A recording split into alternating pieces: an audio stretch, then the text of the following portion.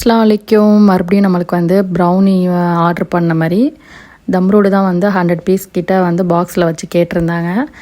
அவங்க கேட்ட மாதிரியே வந்து ஃபஸ்ட்டு வந்து இன்றைக்கி வந்து கடகடன் வந்து வேலை எதுவும் இல்லையா, கடகடன் வந்து வேலை ஏர்லியாகவே ஸ்டார்ட் பண்ணனால ஒரு 5 o'clock எல்லாமே வேலை முடிஞ்சிச்சு. ஏன்னா அதுக்கப்புறம் இஃப்தாருக்கு தான் வந்து ரெடி பண்ணணும். ஏன்னா வந்து தங்கச்சி எல்லாமே ஊர்லேருந்து வந்திருக்காங்களா, அவங்களுக்கு இஃப்தாருக்கு வந்து எதாவது டிஃப்ரெண்ட்டாக செய்யலாம்னு சொல்லிட்டு அதுதான் ரெடி பண்ணிகிட்டு இருந்தேன்.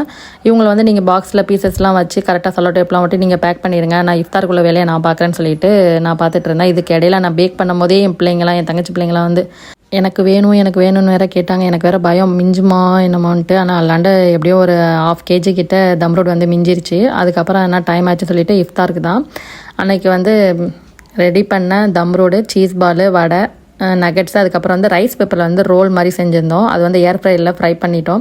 ஏன்னா ஆயிலில் ஃப்ரை பண்ணால் ஆயில் குடிக்குன்னு சொல்லி எங்கள் மச்சி சொல்லியிருந்தாங்க. அதனால் வந்து நான் டேரெக்டாக வந்து ஏர் ஃப்ரைலே வச்சுட்டேன். அதுக்கப்புறம் நம்மளோட ஃபேவரட் வந்து மின்ட் லெமன் ஜூஸு. தங்கச்சிலாம் வந்து ஃபஸ்ட்டு லெமன் ஜூஸாக வேணான்னு சொல்லிட்டு அதுக்கப்புறம் லெமன் ஜூஸ் தான் 2 கிளாஸ் வாங்கி குடித்தா. அதுக்கப்புறம் வந்து மில்க் ஷேக்கு, அதுக்கப்புறம் அப்படியே பேசிகிட்டே இருந்ததில் வந்து சகருக்குமே டைம் ஆயிடுச்சுன்னு சொல்லிட்டு சகருக்கு தான் சாப்பிட வந்துட்டோம்.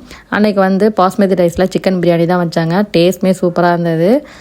அதோடு வந்து கத்திரிக்காய் ரைத்தா, அப்புறம் வந்து தயிர் சட்னி, இதுதான் வந்து வச்சாங்க. ஃபஸ்ட்டு வந்து வைக்கும் போது வந்து பீஸ் தான் பெருசாக இருந்துச்சு, ரைஸ் கம்மியாக இருந்ததா. எக்ஸ்ட்ரா ரைஸ் வைங்கன்னு சொல்லிட்டு என் தம்பியை தான் கூப்பிட்டு எக்ஸ்ட்ரா ரைஸ் வைக்க சொன்னோம். அவன்கிட்ட பேசிக்கிட்டே அண்ணாந்து பார்த்தா ரைஸ் வந்து நிறையாவே வச்சுட்டாங்க. அதையும் சாப்பிட்டுட்டு ஃபைனலாக வந்து கர்ட் ரைஸு, நல்லா பிரியாணி சாப்பிட்டதுக்கு கர்ட் ரைஸ்க்கும் சூப்பராக இருந்தது.